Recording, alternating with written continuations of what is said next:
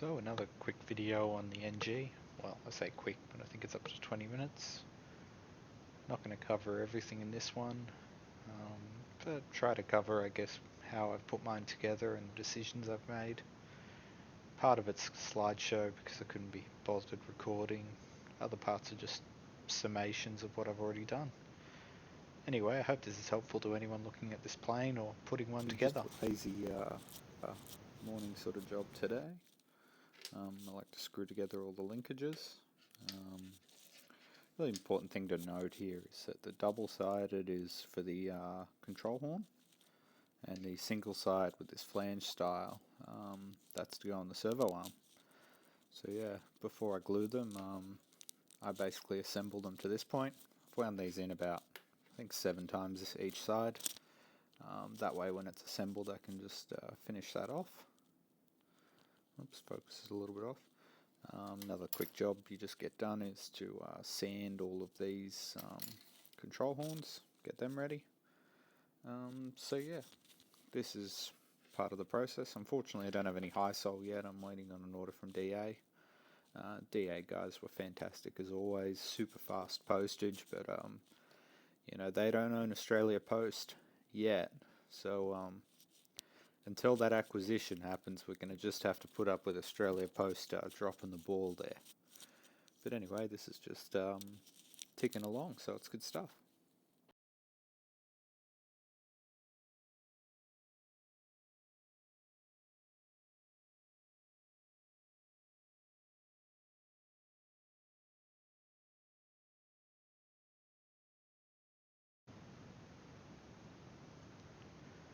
So horns together, find this just a nice thing to do on the bench. Landing gear goes on easy, Loctite of course. Tail wheel, real simple, nice cover on top. Showing the outlet there, putting the cuffs on, a bit of sanding on that area, just helps the glue stick. Just use some normal 5-minute epoxy, nice and fairly runny, so it worked quite well. Tape it up, leave it overnight. Just some easy tasks going on while I'm waiting for my DA order. DA as always were really quick sending it. Unfortunately, they're at the mercy of Australia Post. Just little things happening. XT60 to XT30 leads to go into the R10 Pro receiver. All the nice 20 gauge extension leads there. These will probably, know me, I'll probably shorten all of them when the receiver goes in, so I get the length right there. Also made up some aileron leads there. They're nice, they get tucked into this thing. I would like to panel mount them. I was thinking about using one of those 6-pin panel mount plugs, but probably a bit overkill for you know, a little 91 inch with one servo, but panel mount's always better than a floating plug, isn't it? But other than that, coming along well, still admiring, and just every time I walk in here I've got to play with these. And just quickly down the back, I threw the tail wheel on. It's obviously a 2-second job, just 2 screws, little cover goes in there. Sorry, focus, you fuck. Yeah, it's a bit shitty lighting in here, sorry. But yeah, that was easy. Landing gear's on. As I'm sure everyone's aware, you know, the most important thing on these models is these gas models, is this stuff. You chuck a bit of the 222 on there, and you know, those bolts won't find themselves rattling out. Anyway, better leave it for the night, let these cuffs dry, and hopefully my DA order arrives tomorrow and I can get pretty close to finishing this thing. Bye. So it's all happening with the NG build. Just got a bit of a telemetry test going on the bench right now. Testing the telemetry multi-switch. Got two 2S advanced radio lithium ion switches. Batteries, not switches. We've got the mag switch, so we're going to turn it on. I've already bound this. hold it there a little bit longer. So I'm going to go into the radio and we're going to have a look at the telemetry. So discover new sensors. Oh great, got plenty of data come right up. So I'll turn that off. So what can we see? We can see milliamps consumed, which is nice. You can see how much power you're using over a couple of flights. We can see the B1 voltage, which we can see there. B1 amps, makes sense. So RX battery will be the telemetry in the actual receiver. So that'll be the highest voltage from either of your batteries essentially. Second battery voltage. So both batteries are about the same, drawing very low current. I like that the resolution is good enough that you can see 0.06 of an amp. That's really good. And yeah, just the rest of the telemetry stuff from the receiver. So that's a really good start that works straight off the bat. Now I'll just probably turn the camera off for a bit and set up some warnings and some display screens and go from there. Okay, so now I've got each component talking to each other and we've got all of the sensors discovered. I'm going to just show you a quick start on how we can make good use of them. So I've left that on, I just had to check for a second. So I'm just going to show you on the Ethos operating system. There are basically two steps to making telemetry do something, for lack of better phraseology. So it's logic switches and special functions. So the best way I can describe logic switches is by showing them to you. So this is the list of basically the logic switches I've set up, 2 for voltage and 2 for amps. I could include one for milliamps as well, but I'm not quite sure how I'm going to do that, so I'll leave that out for now. But if we enter here, I can edit. So we're basically going back to, you know, pretty early maths from school. So the function we want is A is less than X. So what is A? Well, R box V1. So R box V1 is our voltage telemetry from battery 1. What do we want value X to be? In this case 7 volts, but that's not set in stone. I've got to double check what I worked out last time to be optimum with this lithium ion packs. And then one more step on this logic switch is minimum duration. I set that to 2 seconds. That's so if you get a quick, you know, little high current moment, that's not going to trigger the logic switch. We're more looking for the voltage to be right down. So following that, we won't look at the others just for now. We'll go and explain how we're going to make that logic switch do something. So by that, we're going into special functions. So I've made a special function for logic switch 1. And at the start, we pick an action. What do we want to do? Well, I want it to play a track because I want it to tell me that my batteries are going flat and my plane's about to fall out of the sky. So select a play track. We're going to enable it. We're going to select the active condition. So condition can be anything from, you know, a switch position, a throttle position. In this case, we want logic switch 1. So when logic switch 1 becomes active, it's going to tell this to do something. In this case, play a track. So what track? I want battery low. How many times? Just the once. Skip on startup. Yeah, sometimes you know, that can be, I kind of select that by default just to make sure I'm not going to, you know, be getting berated by warning messages every time I turn the radio and plane on. So let's test this works. So unfortunately these batteries are a bit too charged at the moment to set that off. So let's set that voltage to something higher than what the batteries will be, 8.2 volts. So you have to excuse us, got to do a bit of scrolling. So as soon as I went above the current voltage, we can see up here, goes live. We hear the low battery track. So that's great, so that's working as expected. I'm going to just set that back to 7 volts.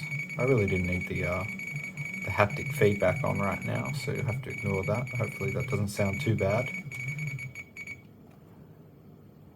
And there we go. So that's how we've just started to make really good use of the telemetry on the multi-switch and integrate it with our Ethos by Frsky operating system. I hope that helps someone that doesn't quite understand how to make good use of the telemetry function.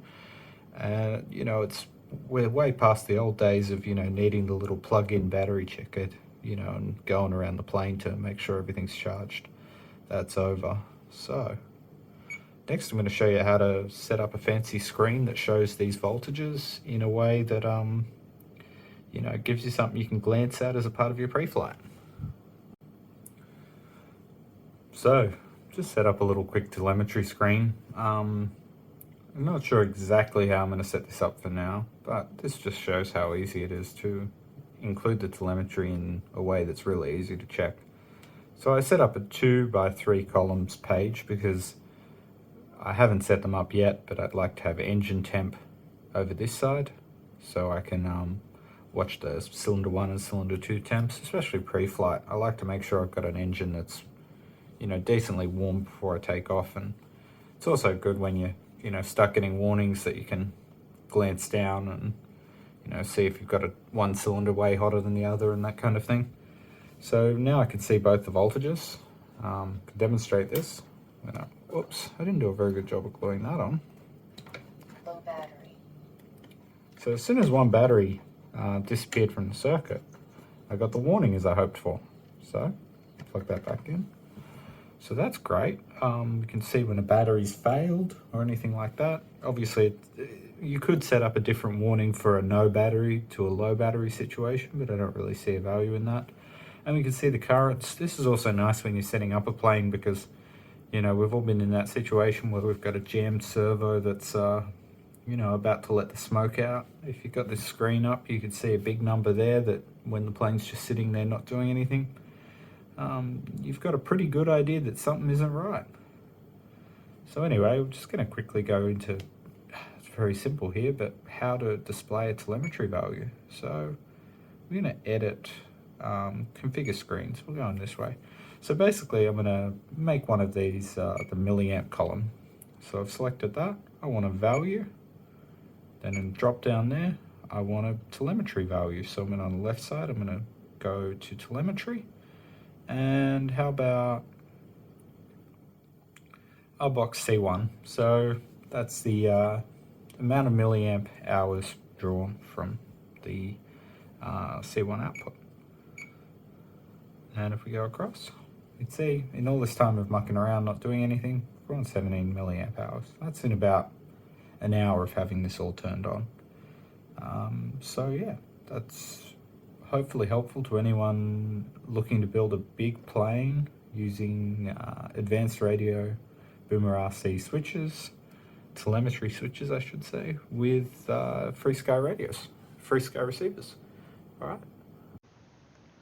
So this is one of the few things I really don't like about the included hardware. It's the lack of hardline in this tank. This can happen and ruin your day. Just showing how I do exhaust outlet holes in the cowl. Pretty simple process. And then the terrified looking cowl outlets. So just playing around at the back of the plane today. Rudder's done. Just doing a little demonstration to explain this angle geometry. Seems to come up a lot where people ask, you know, why isn't this straight? And that's because you sort of want the geometry there to be optimized for the entire range. You know, at the moment in the neutral position, there's the minimum amount of load on the rudder. But let's see what happens to that angle when we go to full deflection. See how at full deflection we're crossing straight.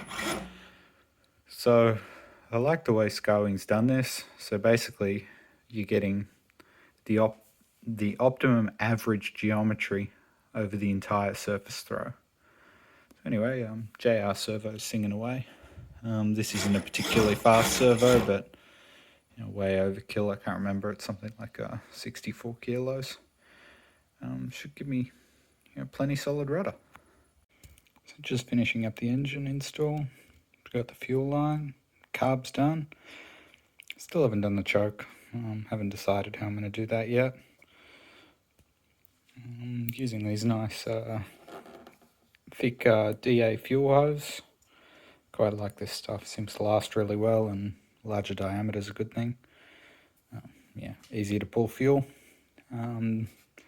DA Australia sell these nice little fuel hose tidies.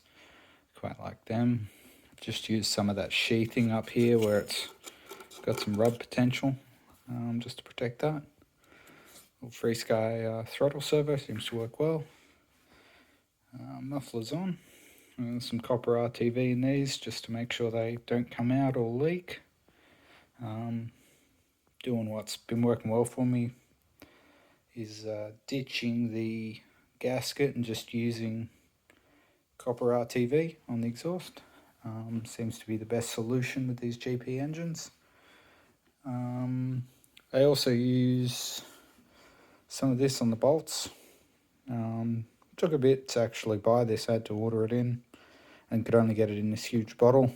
This is the genuine high temperature stuff, and since I've started using this, haven't had a muffler fall off, so it's been good. Yeah, everything went together really simple. Mount did its job. Getting closer to starting her up. Getting really close now. Engine's done, fuel's done. I've got my telemetry side of things sorted now. So I've got the dual temp sensor. This is actually the electric motor sensor from Frsky. I like it though because it's got two of this style of temperature probes. So you loop it around once, put the temperature probe at the back, loop it around again, and then twist it back up. So that's really not very hard to do. Got the Zavionix RPM sensor up there, so I'll be able to get RPM, which I'm really thinking could be interesting, because what I'm planning to do is overlay that against the throttle position, do a slow ramp up of the throttle, and then use that to actually make a custom curve that perfectly matches the RPM profile. So I'll get a really perfectly linear throttle, and it's really easy to do with telemetry. So really important to cable manage these. Ignition leads, so I've just managed to get one of those little cable tidies there and a cable tie, just to hold that out of the way. So that's all looking good. Fuel's quite neat. With these you get this nice little plug. It's handy, makes them stink less in the car on the way home. It's nice to neutralize the pressure though. Once you're as the temperature changes every now and then, because it does pressurize the system. Fuel lines nice and held up there. Got that bit of tidy cable tidy sheathing there just to protect that where it could potentially rub a bit. Tank's in. You can see I've got a bit of hard line in there. No more of the clunk finding itself up the other end of the tank. Again, all that big heavy duty desert aircraft fuel hose. Now I'm coming to the part that I know will be controversial. There's a lot of different opinions on filters. Some people hate filters. Some people love them. I guess I just stick to what's worked for me, which is I've been really successful running them. I've last 3 years I haven't had to take a carb apart. And I have needed to clean one of these filters before in my laser. Actually doing something a bit different here. I don't know if it'll work out, but actually decided to filter the fuel going in as well as the fuel going to the carb. I do run a filter on my jerry can, but it's not very fine, the particle size on it. So I've got a feeling this might turn out to be a really good solution over a long period of time. To get that double, make sure I'm filtering it on the way in and filtering it between the tank and the carb. Probably massive overkill, but there ain't no kill like overkill. And nothing's really changed back here. That's just how it was before. Until I get the the prop, there's not really much point in mounting batteries because I don't know where the balance is yet. So yeah, I'm pretty happy with how the front of it's turned out. All the telemetry's working as it should.